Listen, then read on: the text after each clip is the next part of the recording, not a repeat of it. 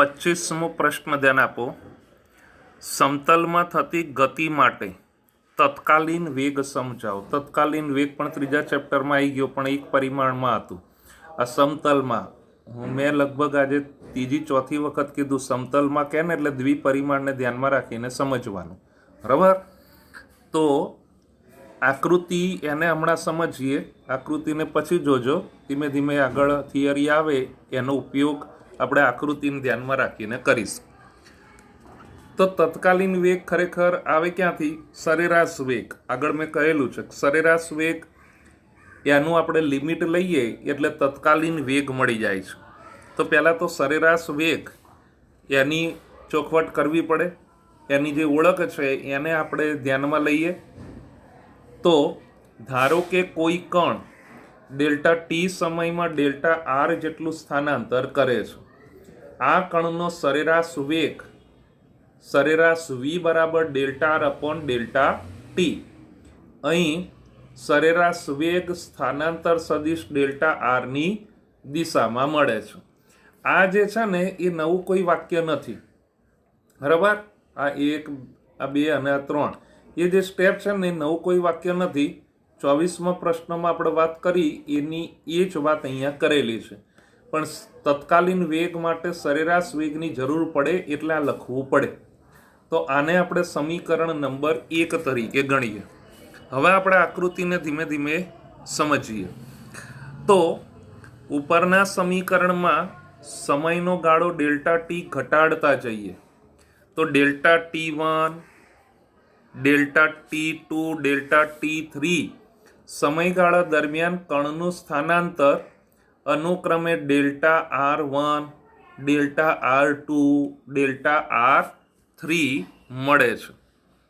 તો આ જે બાબત છે ને એને ઉપરની આકૃતિ ઉપરથી સમજીએ. તો ધ્યાન આપજો. ઉપરની આકૃતિ એમાં પ્રારંભમાં અહીંયા આપણે વાત કરીએ તો આ કણ પી લખવાનું નહીં, પણ આ ખબર પડે એના માટે હું સમજાવું. જો અહીંયા આ દાખલા તરીકે આ આકૃતિ આપણે સમજીએ તો આ XY છે. અહીંયા ઉગમ બિંદુ O અને આ વક્રાકાર માર્ગે કોઈ કણ ગતિ કરે છે. પડી ખબર? અહીંયા આ P છે. આનો સ્થાન સદિશ R આપણને મળે. ક્લિયર? હવે આ T સમય પછી T ડેશ એ સમયે કણ અહીંયા P1 પાસે છે, અથવા T1 સમય P1 પાસે છે. તો આનું જે સ્થાન સદિશ આપણને મળે એ R1 મળે.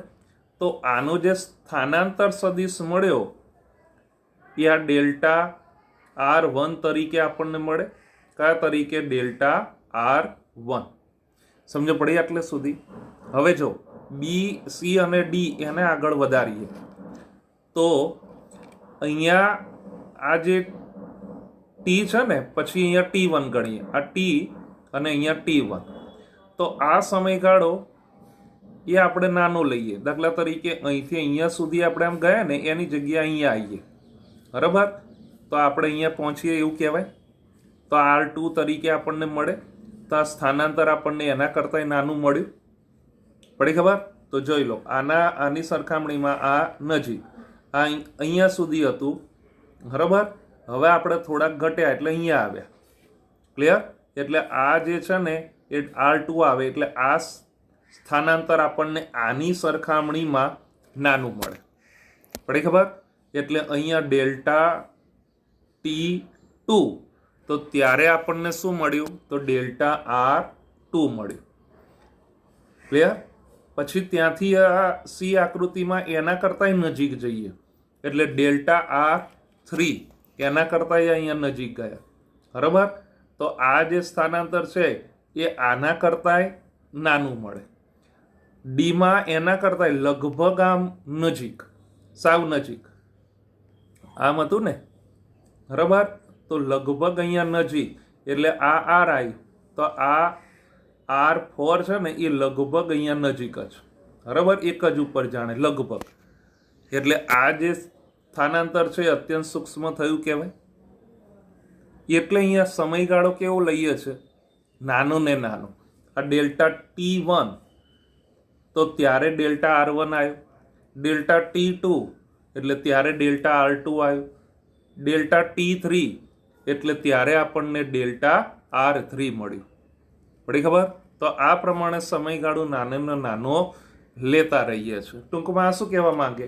જો અહીંયા ધારો કે અમદાવાદ છે, અહીંયા સુરતની વાત આવી, બરાબર? તો આ સમયગાળાને સ્થાનાંતર આટલું મળ્યું કહેવાય. આપણે સુરત નહીં પણ ત્યાંથી આગળ એની વાત કરીએ, બરોડાની, બરાબર? તો આ જે અમદાવાદથી સુરત માટેનું જે સ્થાનાંતર હતું અને સમયગાળો હતો એની સરખામણીમાં બરોડા માટે શું થવાનું? તો એ સમયગાળો એ સુરતની સરખામણીમાં બરોડા માટેનો નાનો થયો. સમજ પડી? ક્લિયર આટલું? અને સ્થાનાંતર પણ નાનું થયું એવું કહેવાય. ત્યાંથી હજી આપણે આ સી આકૃતિમાં જઈએ તો આપણે અહીંયા ધારો કે અમદાવાદથી અહીંયા આણંદ સુધીની વાત કરીએ તો બરોડાથી નજીક આણંદ આવ્યું કહેવાય. એટલે આ સ્થાનાંતરે નાનું થઈ ગયું, સમયગાળો નાનો થઈ ગયો. પડી ખબર? તો એવી રીતે હજી આગળ આપણે આમ જઈએ તો નડિયાદ સુધીની, તો એ સ્થાનાંતર પણ નાનું થઈ ગયું, સમયગાળો પણ નાનો. એટલે નાનો ને નાનો સમયગાળો આપણે લઈએ છીએ. એટલે હવે આ વાક્ય જુઓ તમે કે ઉપરના સમીકરણમાં સમયનો ગાળો ડેલ્ટા ટી ઘટાડતા જઈએ તો ડેલ્ટા T1 એના કરતાં નાનો ડેલ્ટા T2 એના કરતાં નાનો ડેલ્ટા T3, સમયગાળા દરમિયાન કણનું સ્થાનાંતર ડેલ્ટા R1 એના કરતાં નાનું ડેલ્ટા R2 એના કરતાં નાનું ડેલ્ટા R3. આ બધી આકૃતિમાં એ પ્રમાણે છે, બરાબર? ક્લિયર આટલું? Delta R1 delta R2 delta R3 આ પ્રમાણે અહીંયા આપણી પાસે તૈયાર થાય. તો જ્યારે સમયનો ગાળો એ ઘટાડતા જઈ અને ડેલ્ટા T ટેન્સ ટુ 0 લગભગ 0 ઇઝ ઇક્વલ નહીં, આ ધ્યાન આપજો હો. આ જે છે ને ડેલ્ટા T બરાબર 0 એવું નહીં પણ લગભગ 0. નહીતર તો એક્ઝેક્ટ અમદાવાદથી શરૂ કરીએ ને અમદાવાદ ઉપર, એવું નહીં, લગભગ 0 ટેન્સ ટુ 0 કરતા ડેલ્ટા R ટેન્સ ટુ 0 મળે. તો એવામાં સમીકરણ 1 એમાં limit delta T tense to 0 લેતા P પાસેનો તત્કાલીન વેગ મળે છે. તો તત્કાલીન વેગ V બરાબર limit delta T tense to 0 delta R upon delta T. તો સરેરાશ V બરાબર dr અપોન dt. બરાબર? લિમિટ લઈએ છે એટલે સરેરાશ એ આપણને તત્કાલીનના સ્વરૂપમાં રૂપાંતર પામે. એટલે કહી શકાય કે સ્થાનાંતરનું સમયની સાપેક્ષે વિકલન વેગ આવે. બરાબર? આ સમીકરણ નંબર 2. હવે આ જે બાબત છે ને, આ બાબત એને તમારે કાયમી હું જે બોલું ને એ રીતે જ આપણે બોલીશું, એ રીતે જ સમજીશું. બરાબર? જનરલ કોઈ પણ માટે આવું કહી શકાય, કોઈ પણ માટે, કોઈ પણ ભૌતિક રાશિ માટે. બરાબર? આ બાબત અને આ બે સમીકરણો એને હું આ પ્રમાણે બોલું કોઈ પણ માટે એવું આપણે કહી શકાય. તો આપણી પાસે દાખલા તરીકે આ સરેરાશ વેગ V છે, આવું છે, બરાબર? તો delta R upon delta T આવું છે. ક્લિયર આટલું? હવે તમારે આવી રીતે બોલવાનું, કોઈ પણ સરેરાશ, આ કોઈ પણ સરેરાશ એનું તત્કાલીનમાં રૂપાંતર કરવું હોય, આ તત્કાલીન થઈ ગયું.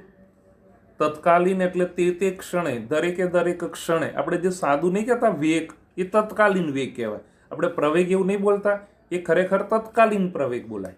સરેરાશ માટે તો આગળ સરેરાશ કહેવું જ પડે ને, લખવું પડે, અને એ પ્રમાણે સંજ્ઞા પણ આપણે કરવી પડે.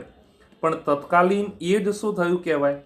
તો ખાલી વેગ, દાખલા તરીકે તત્કાલીન વેગ, તો એ ખાલી વેગ કહો તો પણ ચાલે, એવું કહેવા માંગે છું. તો ફરીથી આનું બોલવું, સરેરાશ એનું તત્કાલીનમાં રૂપાંતર કરવા માટે, જો આ delta R upon delta T છે, તત્કાલીનમાં રૂપાંતર કરવા માટે લિમિટ લેવી પડે. તો લિમિટ કઈ લેવાની? જે છેદમાં હોય તે લેવાની. જોઈ લો, limit delta T tends to 0. જે છેદમાં હોય ને એ લિમિટ લેવાની. સમજ પડી?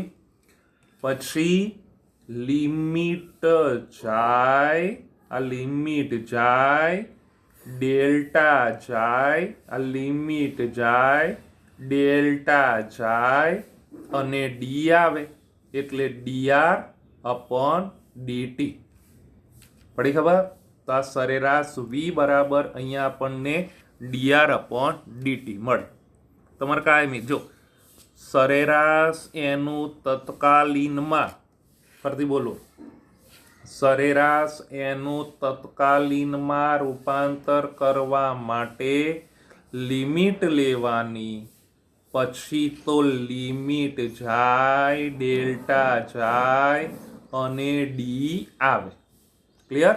એટલે v બરાબર dr અપોન dt થઈ ગયું એટલે વિકલન થયું એવું કહેવાય. આ રીતે અહીંયા આપણે વિકલન તૈયાર કરી શકાય. ક્લિયર? આટલું આવડી જાય ને તો આ પ્રમાણે થાય. તો સરેરાશ v બરાબર limit delta T tends to 0 delta r upon delta T. તો માટે સરેરાશ એનું તત્કાલીનમાં રૂપાંતર થઈ ગયું તો v બરાબર dr અપોન dt. સમજ પડી? ક્લિયર? તો પદાર્થના ગતિપથના કોઈ પણ બિંદુ પાસે તેનો વેગ તે બિંદુ પાસે ગતિપથને દોરેલા સ્પર્શકની દિશામાં અને ગતિની દિશામાં હોય છે. જોઈ લો, અહીંયા તમે કોઈ પણ બિંદુ પાસે, આ વાક્યને આપણે સમજ્યા નીચેની આકૃતિ દ્વારા. આ એનો ગતિમાર્ગ છે. તો કોઈ પણ બિંદુ પાસે, આ દાખલા તરીકે પી બિંદુ પાસે, તેનો વેગ એટલે પી બિંદુ પાસે કણનો વેગ, તે બિંદુ પાસે એટલે આ પી બિંદુ પાસે ગતિપથને દોરેલા, ગતિપથ એને દોરેલો આ સ્પર્શક એની દિશામાં અને ગતિની દિશામાં. સ્પર્શક આમ દોરીએ છે અને ગતિની દિશા આમ થાય એવું નહીં, સ્પર્શકની દિશામાં અને ગતિની દિશામાં હોય છે. આ વાક્ય પણ બહુ અગત્યનું ધ્યાન રાખી લેજો કે કોઈ પણ બિંદુ પાસે તેનો વેગ તે બિંદુ પાસે ગતિપથને દોરેલા સ્પર્શકની દિશામાં અને ગતિની દિશામાં હોય છે. બરાબર? આકૃતિ ઉપરથી એ પ્રમાણે આપણે કહી શક્યા. બસ, તો આમ કહી શકાય કે સ્થાન r નું સમયની સાપેક્ષ વિકલન dr અપોન dt, જે આગળ આવ્યું ને હમણાં આપણે વાત કરી કાઢી એમ, v બરાબર dr અપોન dt. તો સ્થાન r નું સમયની સાપેક્ષ વિકલન dr અપોન dt ને તે કણનો વેગ અથવા તત્કાલીન વેગ આપે છે. એટલે સાદો વેગ પણ બોલાય અથવા તત્કાલીન વેગ પણ કહેવાય. સરેરાશ વેગ અને તત્કાલીન વેગ એ બંને માટે એમકેએસ પદ્ધતિમાં એકમ મીટર પ્રતિ સેકન્ડ અને સીજીએસ પદ્ધતિમાં સેન્ટીમીટર પ્રતિ સેકન્ડ છે. સમજ પડી? આ જે પણ આપણે વાત કરીને એ સમતલમાં ગતિ માટે તત્કાલીન વેગની વાત કરી. આ ધ્યાન આપી લેજો. પડી ખબર? ક્લિયર? એટલું ઓકે.